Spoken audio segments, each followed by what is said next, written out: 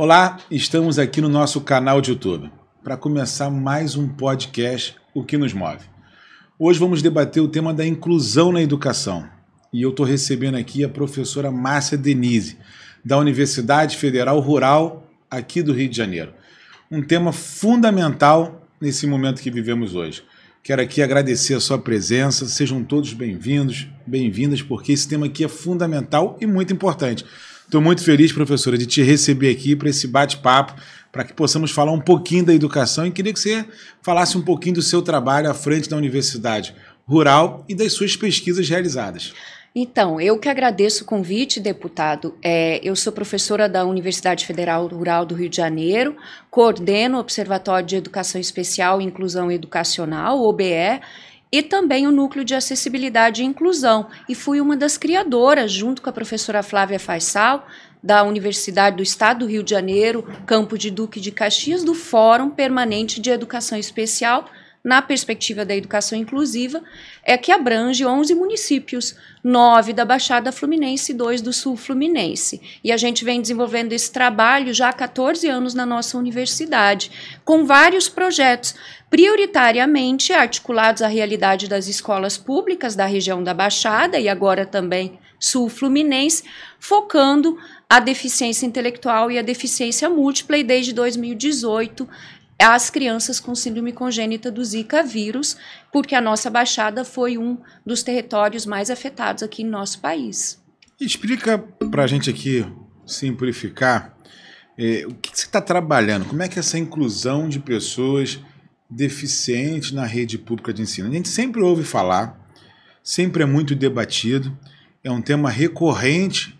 Mas como é que está funcionando esse projeto da Universidade Rural, com todas as pesquisas realizadas, e como é que se torna realidade na inclusão da pessoa com deficiência na sala de aula das escolas públicas da nossa Baixada Fluminense? Bem, primeiro preciso dizer que entendo a universidade como uma instituição estratégica para o desenvolvimento educacional. E não há desenvolvimento econômico sem desenvolvimento educacional.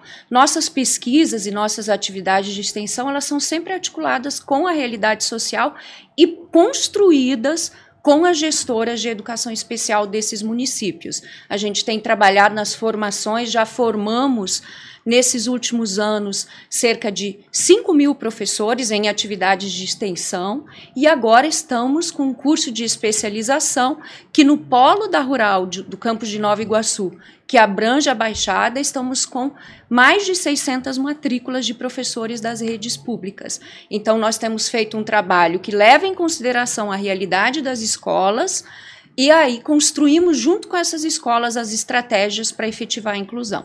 É preciso dizer que a escola pública brasileira por si só já é uma escola inclusiva, porque nós somos um país muito diverso e temos tido avanços incríveis na área de educação inclusiva. Eu me atrevo a dizer que o Brasil é um dos países, apesar das suas desigualdades, dos seus problemas educacionais, mais avançados nessa área. Eu sei que você pesquisa e participa muito de debates internacionais. A gente sempre tem esse debate em pauta na Câmara dos Deputados e sempre conversamos sobre essa educação inclusiva. E sempre esse modelo que a gente quer adotar para o Brasil. Muito se fala, muito se briga, tem legislação, mas a gente não vê na ponta isso acontecer. Até porque eu acredito que não tem um preparo para esse tema. A Universidade Rural tem trabalhado muito e tem dialogado muito com o governo para criar especialização nesse tema e para preparar os profissionais de educação para fazer essa inclusão. Em debates recentes, eu sei que a Universidade Rural criou um curso à distância, que a gente trabalhou muito isso na Câmara para buscar o recurso, para criar essa especificação do EAD que a universidade vai trabalhar para preparar esses profissionais para enfrentar esses desafios. Como é que é isso na prática? Município da Baixada, município que já enfrenta algumas dificuldades, como é que vai ser esse preparo com os profissionais de educação? Então, hoje eu acho que a gente precisa falar de duas iniciativas, deputados. Duas iniciativas são parcerias público-público, uma com o Estado, uma com o governo federal, essa com o estado, ela envolve não só a universidade e estado, mas também os municípios, são mais de 40 municípios aqui do nosso estado participando. Essa primeira iniciativa, ela é em nível de especialização, uma formação continuada, a primeira pública do estado do Rio de Janeiro, e a segunda é a licenciatura, que nós estamos aí prestes a iniciar, também a primeira licenciatura em educação especial do estado. Na verdade, vai ser a terceira universidade pública a oferecer essa licenciatura. Acredito que com essas duas iniciativas a gente vai melhorar bastante as ações de educação inclusiva. Hoje, nós temos cerca de 88%, quase 89% das quase 1.300.000 matrículas da educação básica da população com alguma deficiência na escola pública. E não é diferente aqui no nosso estado e na Baixada Fluminense. E na universidade nós ainda temos muitos desafios a enfrentar, porque esse público está saindo das escolas, está chegando à universidade, particularmente depois da lei de cotas, né, da reserva de vagas, que é de 2016, que foi implementada em 2017, mas mesmo assim a gente tem somente 0,5% do total de matrículas da educação superior composto por pessoas com deficiência. Então, a gente tem aí um longo caminho para percorrer no nosso estado, mas essas iniciativas são muito importantes para a gente garantir o direito de aprender dessa população. E agora também da população que está chegando nas escolas com deficiência múltipla em decorrência da síndrome congênita do Zika vírus, que são muitas e muitas crianças aqui no nosso estado, principalmente na Baixada Fluminense, que foi uma das regiões mais afetadas aqui no Rio de Janeiro. A realidade das escolas públicas hoje não é uma realidade simples. Nos seus municípios, do seu investimento em educação, no prédio ali colocado, na infraestrutura, e não é diferente das universidades. Mas a gente reconhece aqui o papel da universidade pública na sua formação. Né? Se não tivesse a universidade pública, não tinha pesquisa e não teria avanço em alguns determinados setores, como temos avançado agora na educação inclusiva, que está sendo realizada essa pesquisa pela Universidade Rural, que é a Universidade Federal nossa aqui do estado do Rio de Janeiro. Me fala um pouquinho como é que você vê essa realidade das escolas públicas, a importância da universidade nessa formação, nessa pesquisa, nessa qualificação e nesse enfrentamento, né, de uma política pública que tem que ser colocada em prática para que possa mudar a vida das pessoas. Bem, eu sou uma entusiasta da parceria pública-pública, entendo que a universidade tem um importante compromisso social, político e ético com o seu entorno social. E não poderia ser diferente da nossa universidade, que fica no coração da Baixada Fluminense, que é um território, como o senhor mesmo disse aí, complexo, né? Nós ainda enfrentamos inúmeros problemas sociais, educacionais. Então, a universidade, tendo esse compromisso, ela pode transformar essa realidade, mas isso só ocorre quando a gente trabalha com os atores políticos da região. O fórum é uma experiência inédita e, para mim, muito importante, porque todas as ações, sejam elas de pesquisa, de extensão, de formação continuada, são discutidos e articulados com esses diferentes municípios. E aqui eu destaco os municípios aqui do entorno da universidade, dos quais Duque de Caxias, e o papel determinante das gestoras de educação especial, que fazem essa relação do contexto das escolas com a universidade. A gente tem visto uma falta de investimento do governo nas universidades públicas. A gente vê os prédios hoje sem manutenção. A gente não conhece hoje, nesses últimos anos, nenhuma universidade em construção. A gente não tem visto concurso público para professor universitário. A gente não tem visto nenhuma forma e uma metodologia sendo implementada pelo governo federal. Como é que você vê essa política hoje universitária do governo e como você acha que a gente vai ser nos próximos 10 anos? Então, eu vou começar pelos próximos 10 anos. Eu entendo que teremos grandes desafios. A universidade pública hoje atende a população mais pobre, né? Aqui no Rio de Janeiro, nossa universidade é um exemplo de uma universidade inclusiva socialmente falando. Nós atendemos estudantes... Pelos números, eu acho que a rural é a mais inclusiva, né?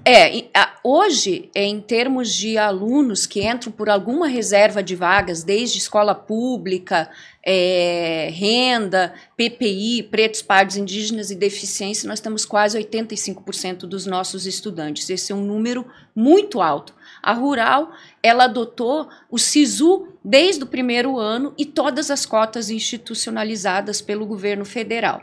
Então, esses cortes e essa falta de manutenção e de investimentos, não só na infraestrutura, mas também nas políticas de permanência desses estudantes na universidade, tem um impacto muito grande, não só para a educação, para a trajetória de vida dessas pessoas, mas principalmente para a economia do país, porque... Que jovens nós estamos formando? A gente teve uma queda significativa de jovens procurando a universidade para fazer sua graduação. Isso vai afetar nosso país, né, a economia, o mercado de trabalho nos próximos 10 anos. Por outro lado, nós tivemos um corte enorme nos investimentos na pesquisa científica, e não há desenvolvimento se não tivermos pesquisa, né? Na área de humanas, que é a minha área de atuação, esse corte chega a cerca de 40%. Isso é um número muito alto e vai afetar também o desenvolvimento, inclusive da formação de professores,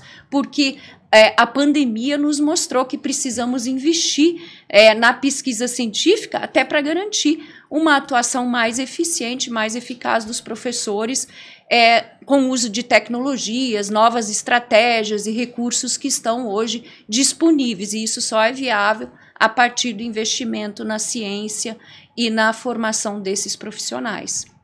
A maioria das pesquisas realizadas em educação no nosso país são desenvolvidas por universidades públicas. As universidades particulares não têm esse papel para desenvolver pesquisas no nosso país. Então, a universidade pública acaba tendo um papel fundamental das pesquisas e também na questão das cotas. Né?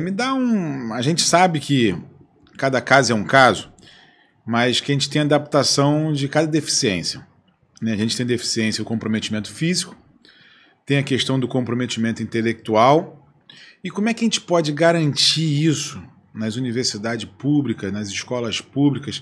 A gente pode garantir a equidade desses comprometimentos? Então, nós já temos vasta legislação. Nós tivemos em 2006 a Convenção Internacional dos Direitos da Pessoa com Deficiência, que foi incorporada em nosso país como uma emenda à Constituição, e temos depois a Lei Brasileira de Inclusão, que já segue essas diretrizes previstas na Constituição no que diz respeito à acessibilidade curricular pedagógica, acessibilidade tecnológica, acessibilidade física, acessibilidade comunicacional, que, aliás, é um grande desafio para as universidades, porque envolve a contratação de profissionais de Libras, e hoje esse profissional, o cargo foi extinto em 2019, então nós estamos recebendo um conjunto enorme de estudantes surdos e não estamos conseguindo realizar concursos públicos para atender um direito previsto na Constituição para esse sujeito.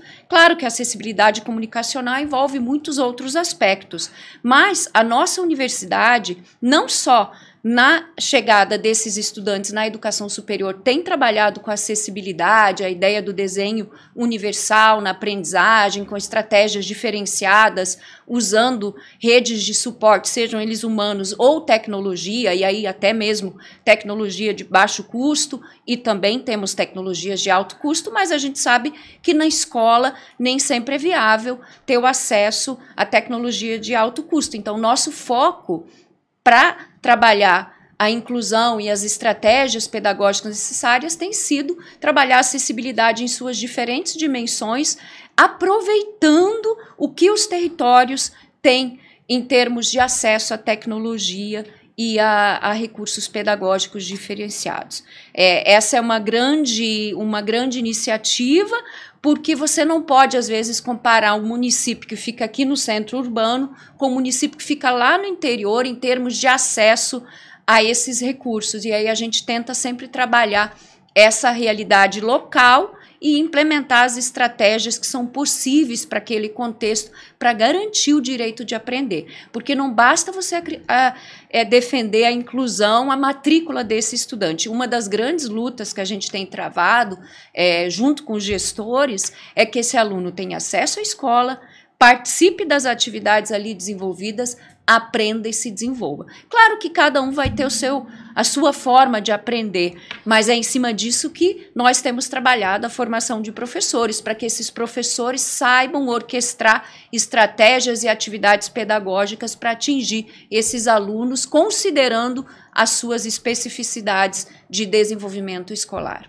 Não adianta garantir a entrada do aluno na sala de aula.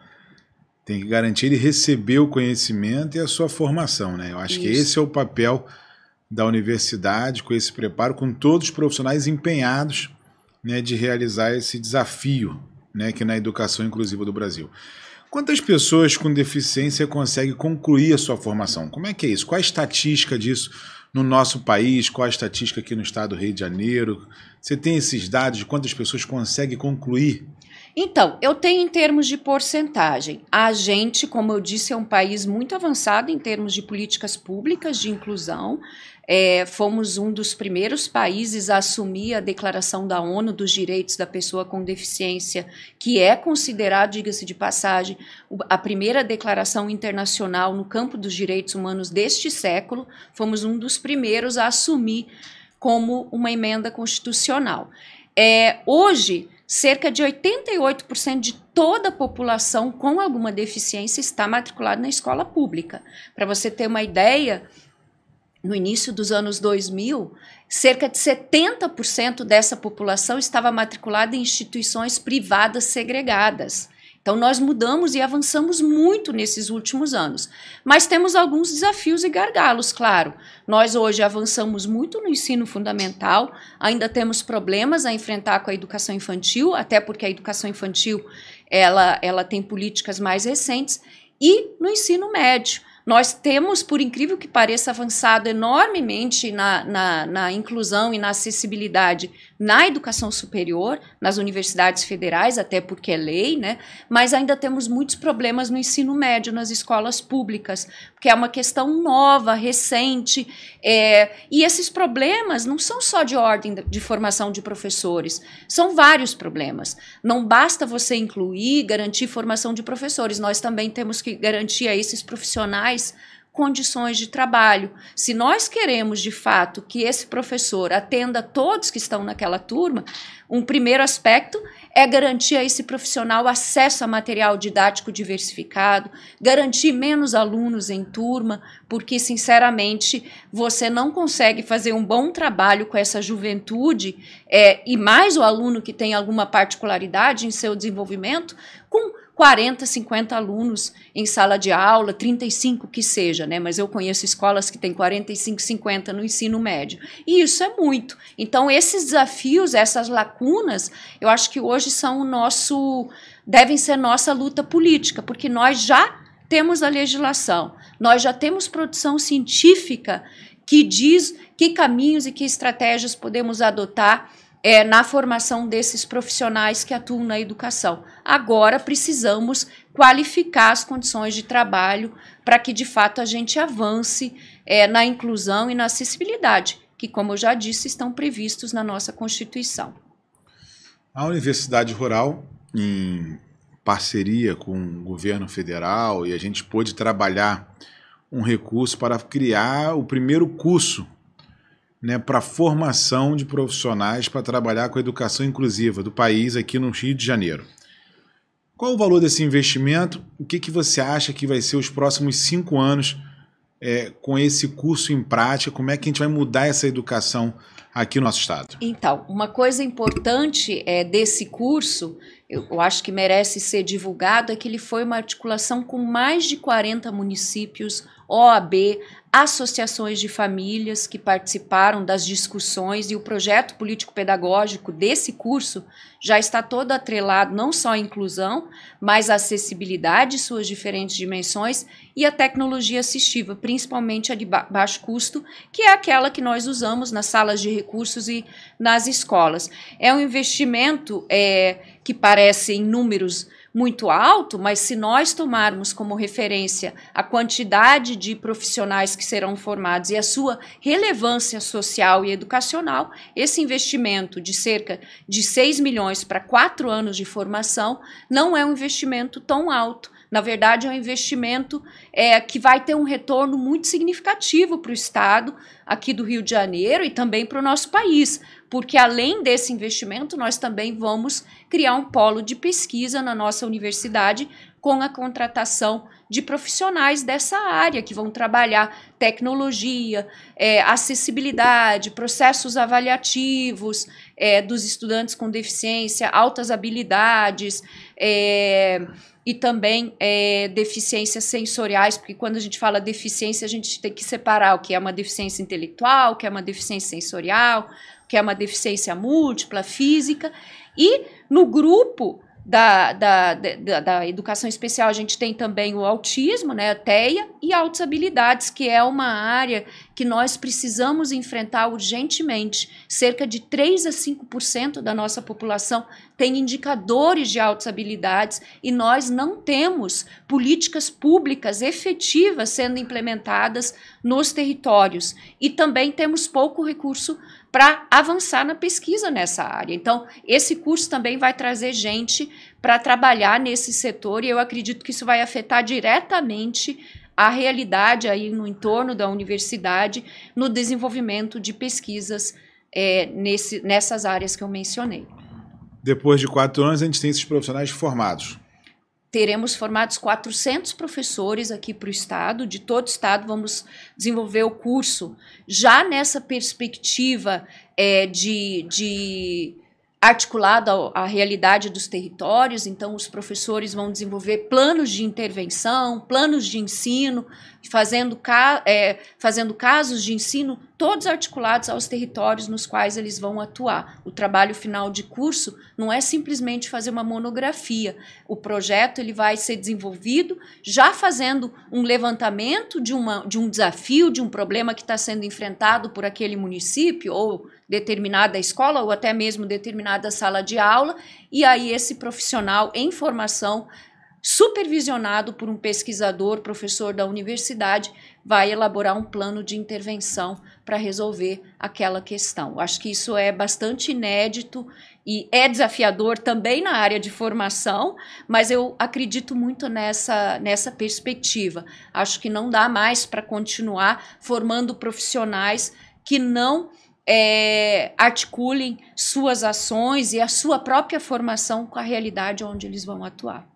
A universidade também, a gente conseguiu elaborar um TED com o governo federal para fazer um projeto em 2 municípios da Baixada Fluminense e na universidade, que é com o município de Duque de Caxias e com o município de Queimados. Como é que vai funcionar esse TED? O que ele traz?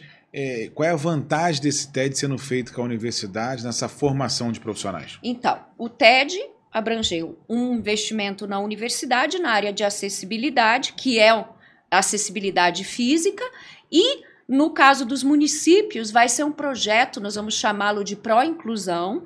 Ele vai abarcar 2 frentes, uma inclusão laboral, de jovens e adultos com deficiência, e o outro, um programa de estimulação essencial pedagógica, que também é um desafio no Brasil. A maioria dos programas de estimulação essencial ou precoce vem da área da saúde. E com a chegada dessas crianças que foram afetadas pelo Zika vírus na escola, nós verificamos num projeto anterior que é necessário fazer uma intervenção para que essas crianças tenham um melhor desenvolvimento e até melhora na sua qualidade de vida. Esse é um projeto que ele é intersetorial, ele vai envolver assistência, saúde e educação, e ele vai fortalecer os atores de cada um desses municípios. Ele vai ser realizado por meio de um programa de formação continuada com esses 2 municípios, para que esses municípios tenham no seu quadro pessoas capacitadas para elaborar políticas públicas nessa área. Além disso, esse projeto também vai desenvolver um conjunto de diretrizes, como a metodologia participante, para que sirva de base para que esses municípios possam implementar ações nessa área, porque um dos grandes desafios nossos também na área da educação especial é a transição desse jovem principalmente com deficiência intelectual, para o mercado de trabalho, né? A gente tem hoje a reserva de vagas para ingresso no mercado de trabalho. Que é de 5%. Exato.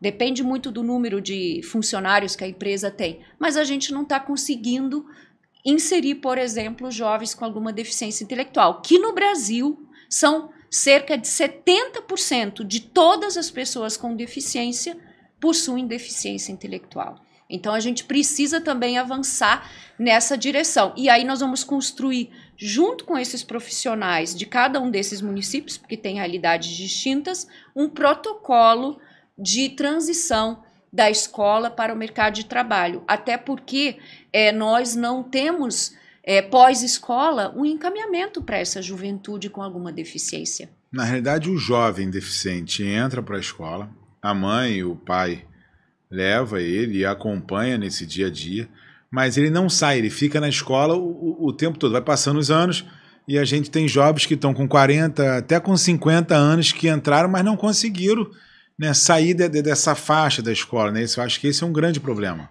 Infelizmente, essa é a nossa realidade na região e a gente precisa mudar essa realidade, porque esse jovem ele tem potencial, ele precisa de uma profissionalização. Ele precisa ter a sua autonomia, né? Exatamente. E é em cima disso que nós vamos trabalhar. Por isso, formando os atores locais, professores, equipe de assistência social e também da saúde e, se necessário, de outras secretarias. Até porque esse jovem hoje ele vai para a escola com um papel ali muito da mãe, do pai, do familiar, está responsável por essa ação. Se a gente não cria uma autonomia, quando ele perde o pai e a mãe, é um grande problema, né? Inclusive para o Estado, porque em função disso, agora com o avanço da idade das pessoas com deficiência, hoje a pessoa com deficiência intelectual, síndrome de Down, por exemplo, há alguns anos viviam 40 anos, hoje eles são idosos, 60, até mais, 70 anos, e aí quando perdem as suas famílias, eles ficam sem moradia, eles ficam sem emprego, sem autonomia, e aí acaba, e o Estado não tem um espaço ou residências inclusivas, por exemplo, organizado para receber essa população. Então, quanto mais cedo a gente garantir para esse sujeito que desenvolva sua independência, sua autonomia, que ele tenha condições de ter uma vida autônoma dentro da sua casa, que ele possa trabalhar, porque o trabalho faz parte também do nosso desenvolvimento enquanto seres humanos. E muitas vezes isso é negado para essas pessoas. Márcia, você desenvolve trabalho de pesquisas, você é uma professora muito atuante, está toda hora nos debates, nos fóruns, discutindo não só aqui no Brasil, mas no mundo. Mas eu queria aqui, como o nosso podcast aqui é o que nos move, eu queria te perguntar o que te move estar à frente de todas essas pesquisas, de todo esse trabalho, de estar no dia a dia dialogando com essa rede de educação do nosso país, esse movimento que você tanto faz em benefício, né, à educação pública brasileira. Então, o que me move o que na verdade me move é conviver com a desigualdade social. Nosso país é extremamente desigual e eu acredito que, enquanto universidade pública, nós não podemos fechar os olhos, nós não podemos ir para a universidade e não olhar pela janela, como eu costumo dizer, principalmente numa universidade localizada na periferia, como é o caso da Universidade Federal Rural do Rio de Janeiro.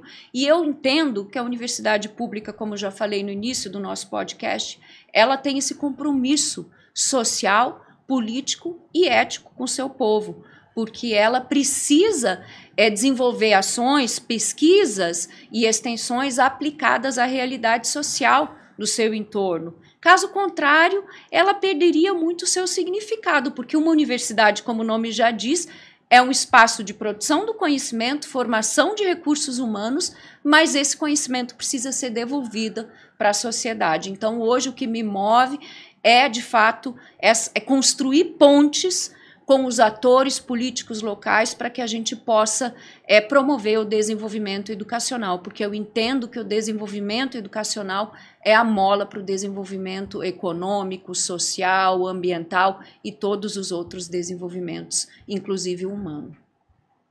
Hoje a gente está tendo a oportunidade de ter um bate-papo aqui no nosso podcast com a professora Márcia. Eu estou muito feliz porque eu acredito muito na educação pública do país. A educação pública é o que pode mudar o futuro dos brasileiros.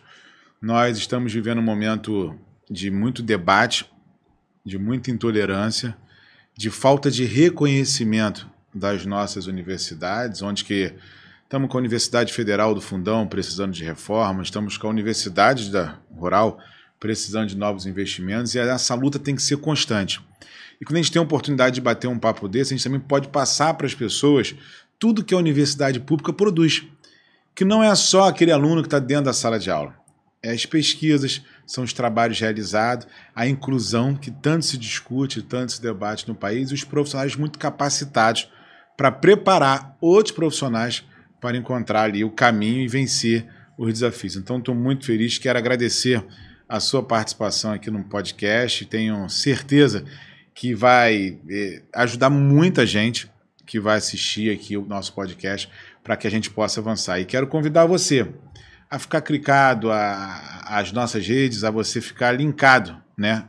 De fato aqui, através do YouTube, do WhatsApp, do Instagram, do Facebook, para que você possa estar recebendo aqui algumas informações e também deixando algumas sugestões, que é fundamental para o debate, para o avanço da política pública no Brasil. Então, ó, todos pela educação pública, todos pelo Brasil. Obrigado a sua participação. Obrigado, professora Márcia. Eu que agradeço.